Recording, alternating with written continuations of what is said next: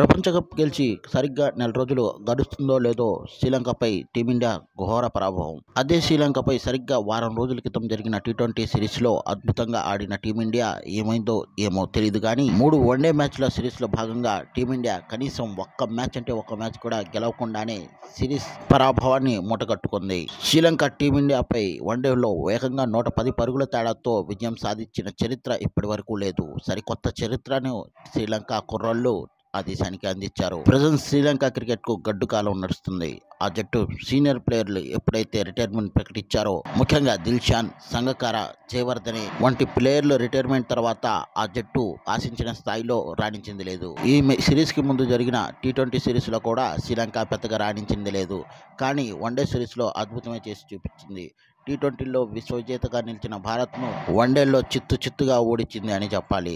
అసలు శ్రీలంక ఇంతటి సిరీస్ విజయానికి కారణం ఏమిటని లోతుగా విశ్లేషిస్తే టీమిండియా ప్లేయర్స్లో ఏ ఒక్కరికి కూడా సీరియస్నెస్ లేదని స్పష్టంగా అర్థమవుతుంది. ప్రపంచ క్రికెట్లో స్పిన్ని ఆడగల ఏకైక జట్టుగా భారత్కి మంచి పేరు ఉంది.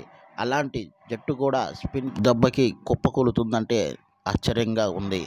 రోహిత్ శర్మ ఈ పరాభవం తర్వాత ఈ విధంగా స్పందించాడు. నిజంగా మా భారత ఆటగాళ్ళ పరిస్థితి చూస్తుంటే అసలు వీళ్ళతోనైనా నేను వరల్డ్ కప్ గెలిచింది అని అనిపిస్తుంది. ఒక్క నెల గడవక ముందే ఇంత మార్పు జట్టులో చోటు చేసుకోవడం చాలా ఆశ్చర్యానికి గురి చేస్తుందని చెప్పాడు. ఒక విలేకరి మీ మీద జరుగుతున్న విమర్శలకు మీరు ఏ విధంగా స్పందిస్తారు అని అడిగితే ఈ విధంగా స్పందించాడు.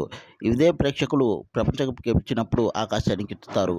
అదే ఒక్క మ్యాచ్ ఓడిపోయినా పాతాళానికి తొక్కేస్తారు. నిప్పులు చిమ్ముకుంటూ నేను నింగికి ఎగిరితే నిరాశ్చర్యంలో వీరే, నెత్తురు కక్కుతూ నేల కొరిగితే నిర్దాక్షిణ్యంగా వీరే అని ఒక నానుడి జనాల గురించి ఉంది. అది నిజమవుతుంది అని వ్యాఖ్యానించాడు. రోహిత్ శర్మ తను ఇంకా మాట్లాడుతూ జట్టు లోపాలను మరోసారి క్షుణ్ణంగా పరిశీలిస్తాము. తప్పు ఎక్కడ జరిగిందో చూసుకొని దాన్ని రిపీట్ కాకుండా చూసుకుంటాము. ఇలాంటి ఓటమి నేనెప్పుడు ఎదుర్కోలేదని, ఇక ముందల ఎదుర్కొంటానో లేదో కూడా తెలియదని వ్యాఖ్యానించాడు.